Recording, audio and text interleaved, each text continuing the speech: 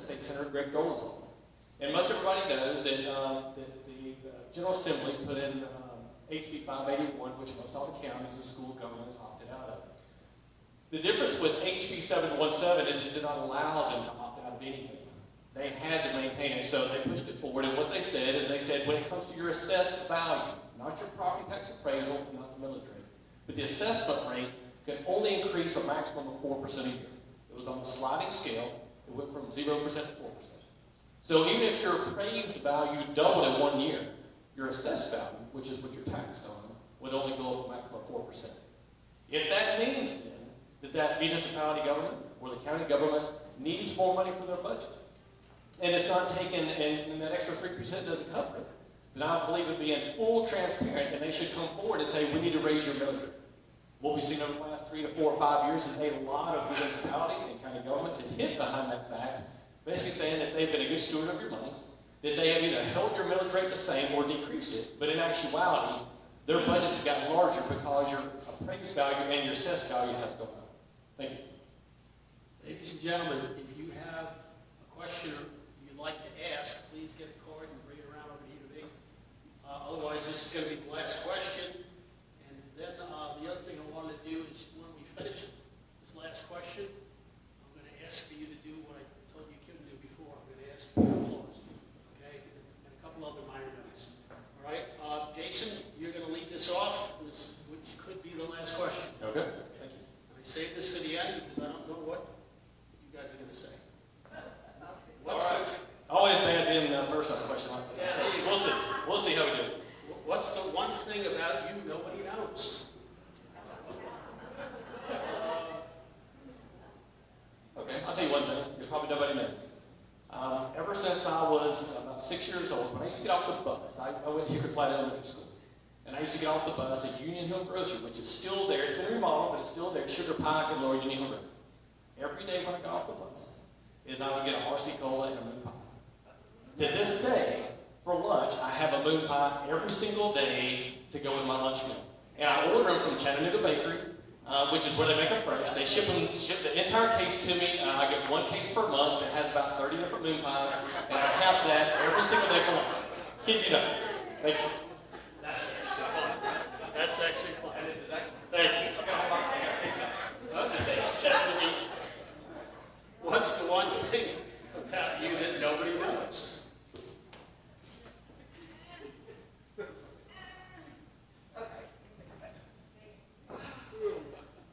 For this to be such an easy question, this is a hard question. You guys have no idea. Wait, has my 3 minutes started yet? 2 minutes? No, I'm starting yet. Don't start now. Oh, goodness. Well, I wish I had a sweet and cute and funny story. I don't really. For a lot of people, I come off pretty strong. And I come off like I don't have a scare in the world, a fear in the world. And I don't know if I mentioned what I do. I'm a coach and consultant, and I work with small business owners, and I tell people every day, like, hey, you have to pretend that you're not scared. You have to look fear in the face. Fear doesn't exist. But the reality is, and this is something I probably shouldn't, actually, people probably think it's a weakness, but I absolutely do feel fear. Before I come up here, before I do any of these forums, I sit in the car and I say a prayer every single time I get in my Bible, because ultimately you don't know what you're walking into. Political world is I don't know if it's the godliest world. And so I do feel fear. It's just that I trust that as long as God is with me, I'm good. And so I wish it was a cute story, but I think that the thing that people don't know is how much I take God with me everywhere, and that God is my best friend. And that I get in my Bible in Psalms 91 and Psalms 35, and I make sure I'm protected from all evil, especially entering a space like this. So I wish it was cute and funny, but it's just God. That's it. Thank you. Okay, Lance, before you go with this last question, I'm going to give you guys, we've got time. We'll wrap up with 5 minutes for each of you, starting with Stephanie, and then going to you, Lance, and then Jason, of why you, okay, because we have the time, all right? So let's finish the last question, Lance. What's one thing about you nobody knows? Not very much. I mean, I haven't had moon pie since Po Folks was called Po Folks. They were yellow and the brown, but that, I don't know, it's marshmallow balls, but I, there's really not much. I pretty much wear it on my sleeve, guys. That's who I am. I start every day out with the Lord. I get on my knees, and I used to get into the chair and get the blanket on me and get the glasses on and the Bible open, and then the Lord, and then it's like, okay, I'm gonna take the glasses off, close the book, get out, get the blanket off me, and get on my knees, and get there again first for a little while. So I start my day out with the Father, and I'm so grateful for that. I love my children. I've got 4 beautiful children, and they're just everything to me. And they're all gifts from God. My last one is 8 years after my second to the last one, so she's only 5 years old, started Macedonia today. Just a couple days ago, but I love my kids. I love my bride. I've been with her for 27 years. She's absolutely a power hitter. She is a fighter, and she's a mother of mothers. She's absolutely incredible. But I'm just grateful. I'm grateful for what I have. I'm grateful for the Lord Jesus Christ. I love everything in my entire life, and I can do nothing apart from Him. There's nothing I can do that's worth anything apart from the Lord Jesus Christ, and that's how I'm going to spend my time answering that question. So, Karen, set your clock for 5 minutes. Stephanie, make the case while you. Oh, this is the longest we've ever had. This is the bonus because it's only 3. And you give me 3 minutes, I talk 5. You give me 5 minutes, I'm like, oh, how do I feel 5 minutes? Okay, the case for why me. Let me just say this. Something you're going to find out between not just us, but the candidates who are not here. On a lot of issues, we pretty much align. I'm sure you hear this, even if in the way in which we go about differs. But I want to say that I believe I am probably the most well-rounded. I think all of us have our own expertise in our own thing.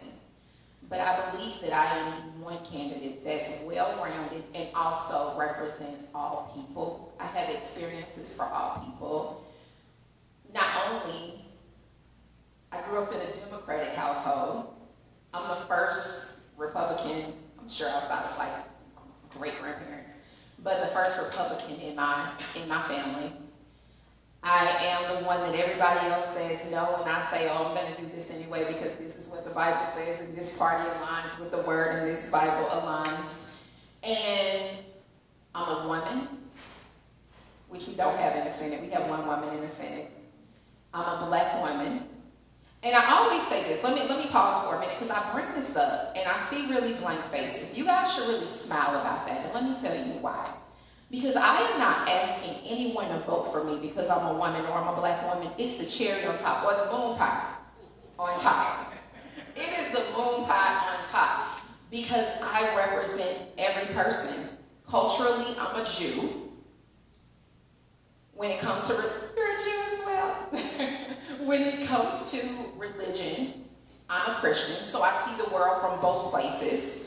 I've been to Tel Aviv. I see the world from both places. I go to synagogue and I go to church. Again, I'm a woman. I'm a black woman. I have the business experience. I'm a mother. I understand what it's like to have to, quote unquote, find balance. As a woman, what do you think happens in the Senate?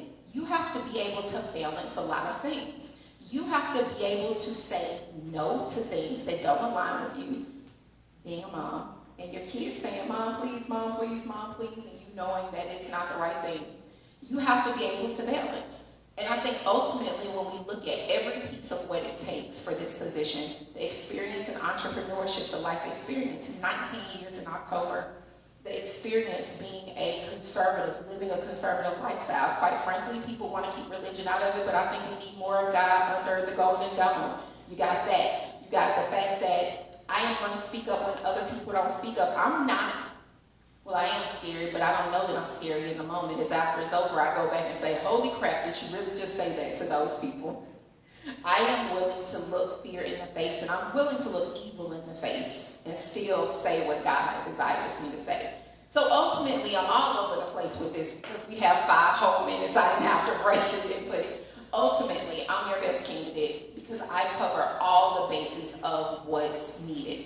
And when people look at this party, if you vote me into this seat, not only will I represent as a Republican and a conservative, other people will look at me and say, wow, this party isn't what I thought it was. Because we don't want to say it, but other people think this party is sexist and racist. Now, I have to say I haven't found that to be my experience in this party. It's been the party for me since I was 18 years old.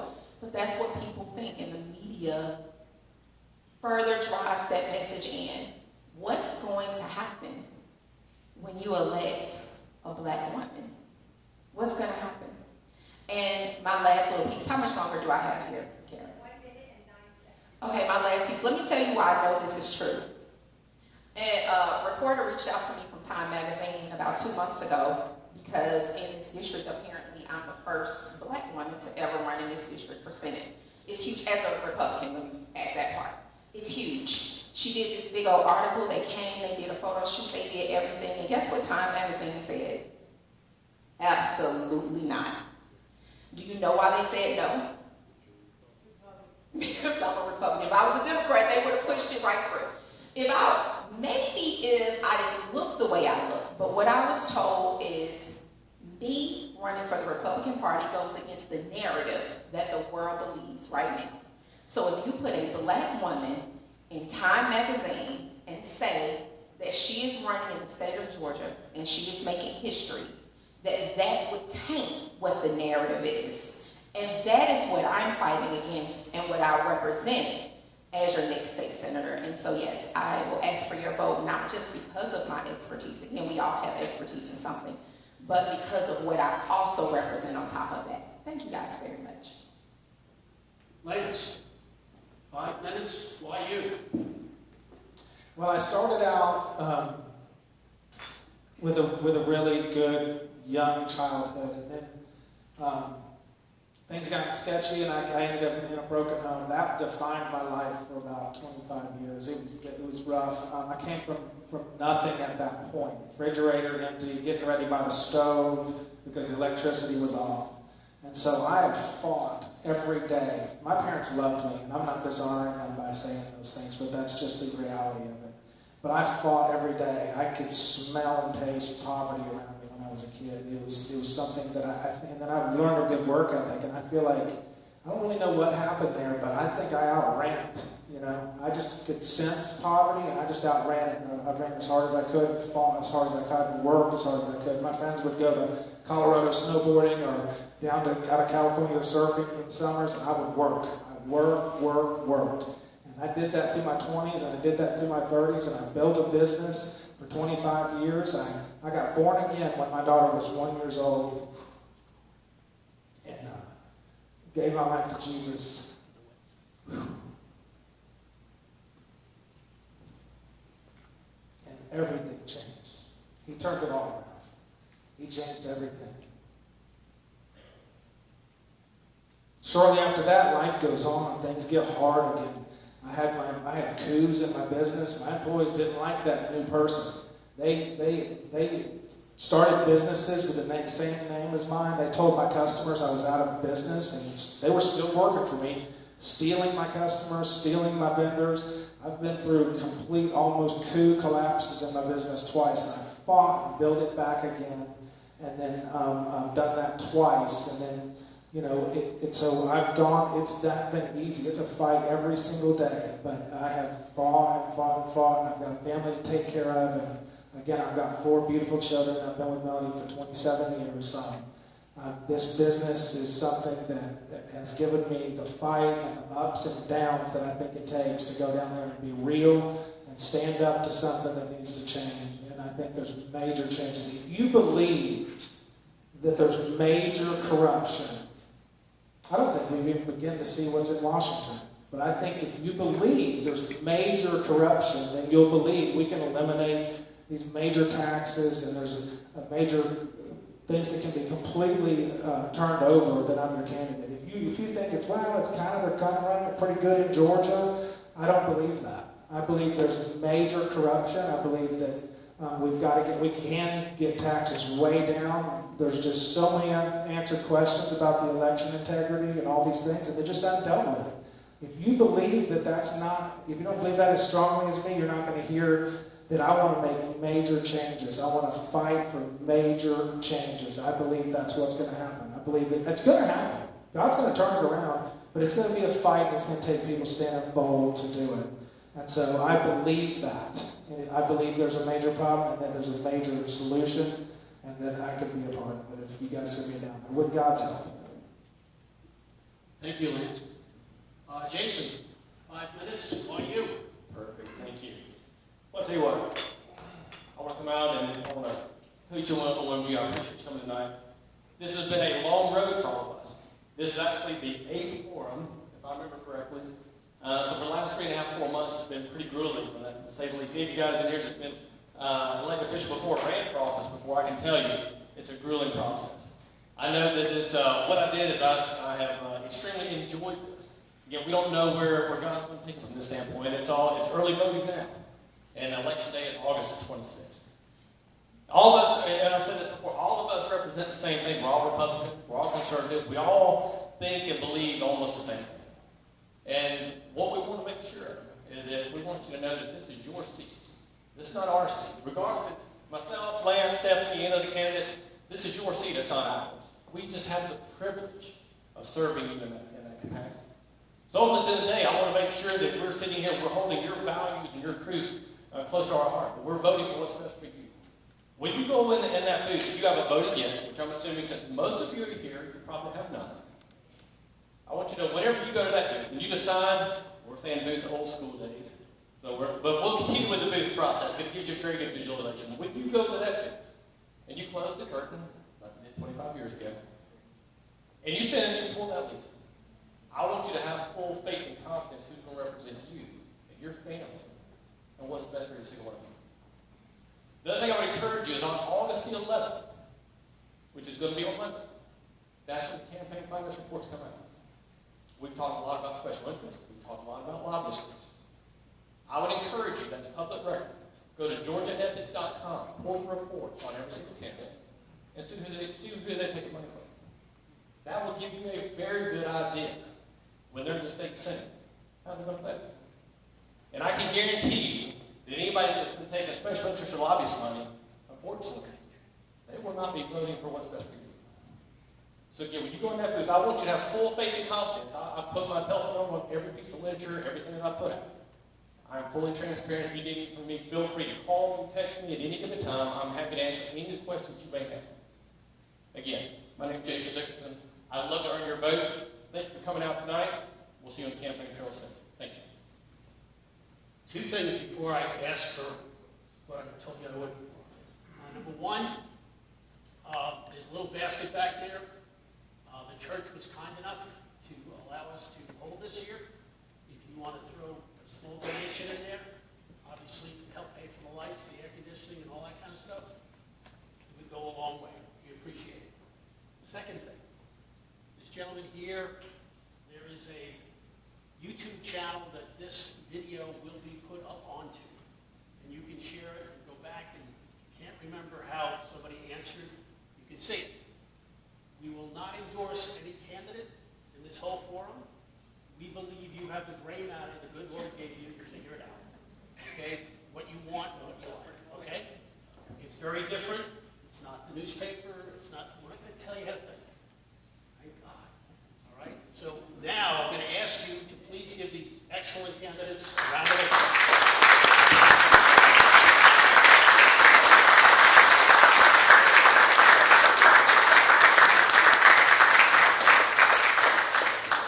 Very much for coming out tonight. You took a trip back in time. This is how the country used to find out who was running prior to the printing press. Okay? So welcome to the past. Thank you again. Yes, ma'am.